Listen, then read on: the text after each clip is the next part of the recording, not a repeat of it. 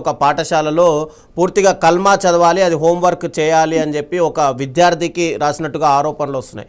అయితే దీనిపైన పాఠశాలల్లో కల్మా బోధించడం, కల్మా చదవడం అనడం విద్యార్థి పైన ఒత్తిడి తెచ్చినట్ట, అసలు ఏం మాట్లాడతారు? అంటే మీ విశ్వ హిందూ పరిషత్ తరఫున ఏం కోరుకుంటున్నారు అసలు?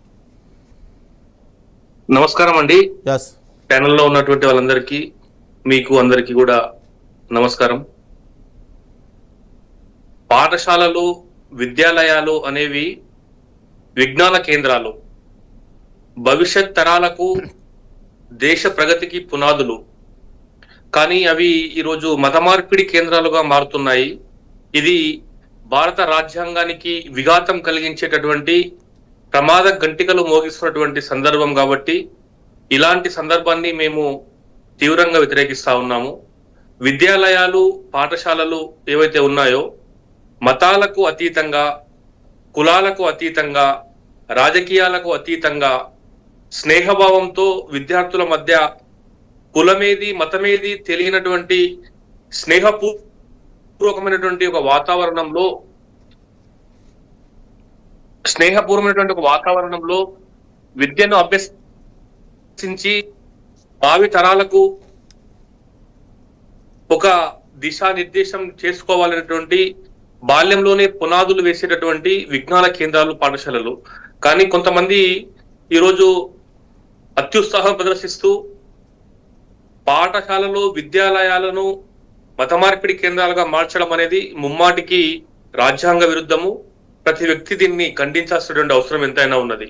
అది మతం ఏదైనా కావచ్చు, ఇస్లాం కావచ్చు, బౌద్ధం కావచ్చు, క్రిస్టియన్ కావచ్చు, ఇంకొకటి కావచ్చు.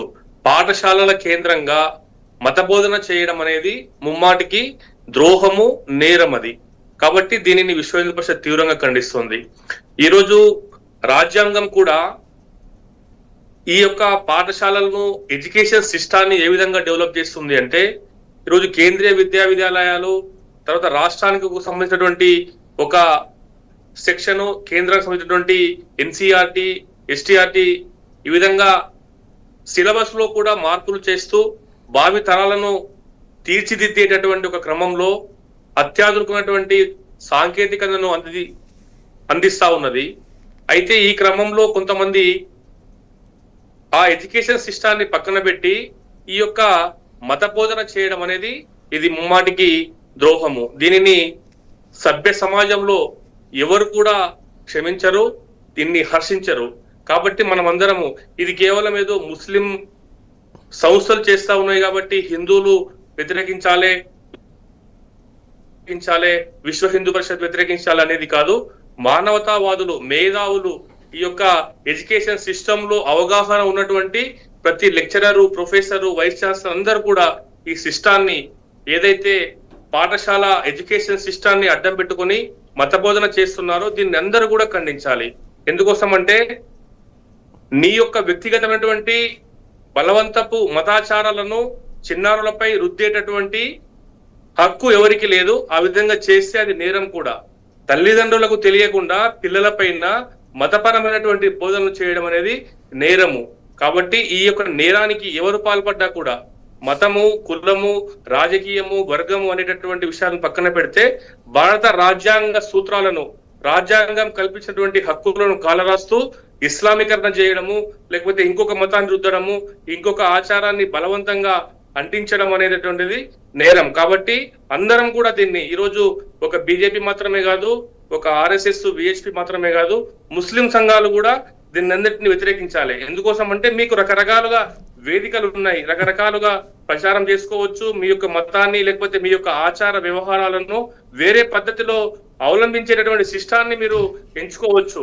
కానీ పసిపిల్లలకు అపం శుభం తెలియనటువంటి ఆ యొక్క పాఠశాలలో, చదువులు చెప్పేటటువంటి విద్యాలయాల్లో, చదువులమ్మ ఒడిలో ఈ యొక్క విషం నింపేటటువంటి అక్షరాలు ఏదైతే ఉన్నాయో అది ముమ్మాటికి ద్రోహం. కాబట్టి దీనిని విశ్వ హిందూ పరిషత్ తీవ్రంగా ఖండిస్తుంది. ముస్తాక్ అహ్మద్ గారు చెప్పండి, ఈరోజు సైదాబాద్లోని ఒక పాఠశాలలో అంటే 2వ తరగతి విద్యార్థి అంటే ఆ స్కూల్లో 2వ తరగతి క్లాస్లో దాదాపు 25 మంది ఉంటే 24 మంది ముస్లిం స్టూడెంట్స్ ఉన్నారు, ఒకరు మాత్రమే హిందూ స్టూడెంట్ ఉన్నారు. అయితే 24 మందికి ముస్లిం స్టూడెంట్స్కి కల్మా చదవమని చెప్పి హోంవర్క్ రాశారు. దాంట్లో ఆ అబ్బాయికి కూడా హిందూ అబ్బాయి కూడా కల్మా రాయమని చెప్పారు. అది టీచర్ పొరపాటు అన్నారు. అంటే 24 మందికి కూడా ఇక్కడ కల్మా చదవమని అనడం స్కూల్లో తప్ప, ఇది కరెక్ట్ అంటారా మీరు? నమస్కారం అండి. యా చూడండి, విద్యా సంస్థలు ఏవైతే పనిచేస్తున్నాయో వాటి అంటూ ఒక పాఠ్య ప్రణాళిక ఉంటుంది. ఆ ప్రణాళిక ప్రకారంగానే ఆ విద్యా విధానం సాగాలి. తర్వాత విద్యా సంస్థల్లో మత సంబంధమైన ప్రబోధనల విషయానికి వస్తే అవి మన కొఠారి కమిషన్ కొన్ని సూచనలు చేసిందండి ఈ విషయంలో. అదేమిటంటే 1965లో బాల్య దశ నుండి అంటే కిషోరావస్థ నుండి ధార్మిక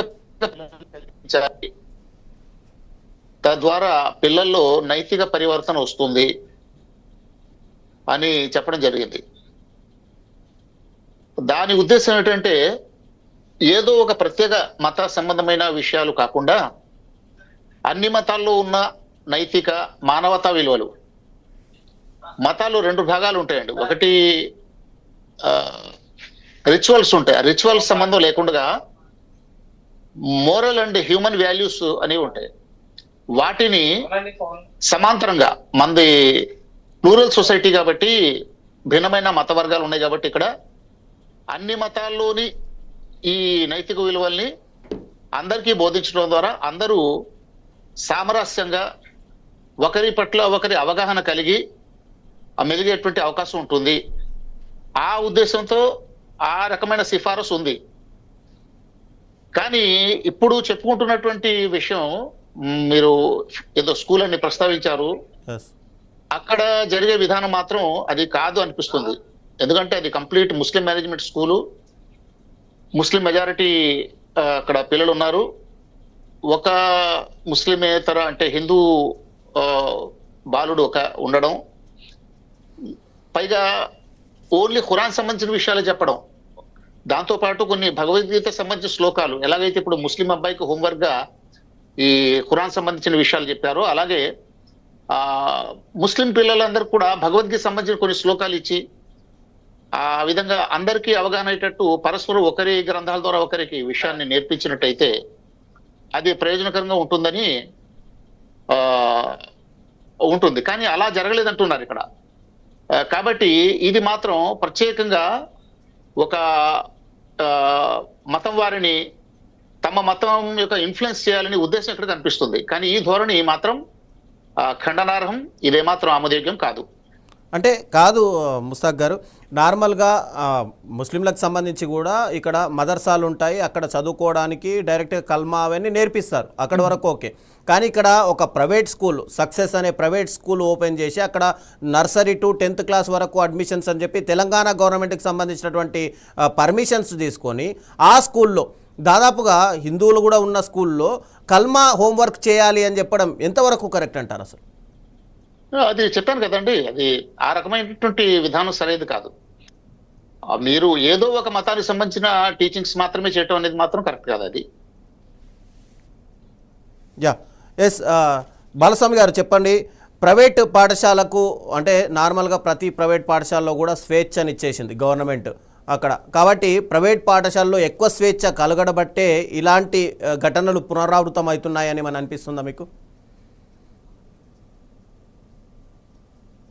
ముందుగా మిత్రుడు చాలా చక్కటి విషయం చెప్పారు. అది పాఠశాల ఏదైనా బోధిస్తే ఒకవేళ అటు ఖురాన్ కావచ్చు, భగవద్గీతలోని నీతి వాక్యాలు, నైతికత అంశాలు ఏదైతే ఉంటాయో భగవద్గీత శ్లోకాలు కూడా బోధించాల్సి ఉంది. కానీ ఈ విధంగా చేయడం తప్పు అని చెప్పేసి ఒప్పుకోవడం అనేది చాలా అభినందనీయము. అయితే ఇక్కడ జరుగుతున్నటువంటి విషయం ఏందైతే పాఠశాలలను సక్సెస్ అనేటటువంటి ఒక స్కూల్ ఈ రోజు చేస్తా ఉన్నది. అయితే దీనికి సంబంధించినటువంటి అధికార యంత్రాంగం ఆ యొక్క పాఠశాల గుర్తింపు విషయంలో కావచ్చు, దానికి సంబంధించినటువంటి ప్రభుత్వ అనుమతి, ఈ విషయాలన్నింటినీ జొప్పిస్తే మతపరమైనటువంటి అంశాలు మేము చెప్పలేదు ఎక్కడ కూడా. దాదాపు ఆ పాఠశాలలో మొత్తం మెజారిటీగా ముస్లిం అబ్బాయిలు ఉండే, వాళ్ళకు మాత్రమే మేము చెప్పినాము. మిగతా జస్ట్ 6-5 మెంబర్స్ మాత్రమే హిందూ అబ్బాయిలు ఉండే. వాళ్ళతో పాటు వీళ్ళకు పొరపాటున జరిగిందేమో అని చెప్పేసి ఆ యొక్క ప్రిన్సిపల్ గారు వివరణ ఇచ్చేటటువంటి ప్రయత్నం చేశారు. అయితే ముస్లిం విద్యార్థులకు కూడా ఈ విధమైనటువంటి మతబోధ చేయడానికి అక్కడ అర్హత కాదనమాట. ముస్లింలు అయినప్పటికీ, హిందువులు అయినప్పటికీ, ఒకవేళ హిందువులు అయినప్పటికీ హిందూ పాఠశాలల్లో కూడా డైరెక్ట్ హిందుత్వం సంబంధించినటువంటి మతపరమైన బోధన చేయడానికి నిషిద్ధం. అది ముస్లింలు మొత్తం 100% ఉన్నప్పటికీ అక్కడ మత బోధన చేయడానికి నిషిద్ధం. ఒకవేళ ఆ యొక్క చిన్నారుల తల్లిదండ్రులు వాళ్ళ యొక్క కుటుంబ వ్యవహారాలు, ఆచార వ్యవహారాలు ఆ పేరులోనే, ఆ ధర్మంలోనే ఎవరి పండుగలు, ఎవరి యొక్క ఆచార వ్యవహారాలు, ఎవరి విశ్వాసాలు వాళ్ళు గౌరవంగా విశ్వసించుకోవచ్చు, ఆచరించుకోవచ్చు, పూజించుకోవచ్చు. కానీ మిగతా వాళ్ళకు కూడా ఆ విధంగా బాల్యంలోనే ఈ విధంగా మతం పైన ఒక విధమైనటువంటి ఆజమాయిషి నింపే విధంగా, ఒక విధమైనటువంటి ఒక భక్తి ముసుగులో దాన్ని దౌర్జన్యం పూరితంగా లేకపోతే ఫాసిజాన్ని నింపేటటువంటి ప్రయత్నం ఎక్కడ జరిగినా కూడా అది పొరపాటు. ఈరోజు మనం చూస్తా ఉన్నాం. ఇటువంటి భావన ఎందుకోసం వస్తుందో, దీనిపైన ఉన్నటువంటి ఆచారాలు, వ్యవహారాల ముసుగులో ఏదైనా కుట్ర దాగి ఉందా అనేటటువంటి విషయం వెలికి తీయాలి. మొన్న మనం చూసినాం ఆర్మూర్లో కూడా అక్కడ బలవంతంగా ఉర్దూ నేర్పేటటువంటి ప్రయత్నం జరిగింది. ఇప్పుడు ఉర్దూ మనం నేర్చుకోవాలి, సంస్కృతం నేర్చుకోవాలి, తెలుగు నేర్చుకోవాలి.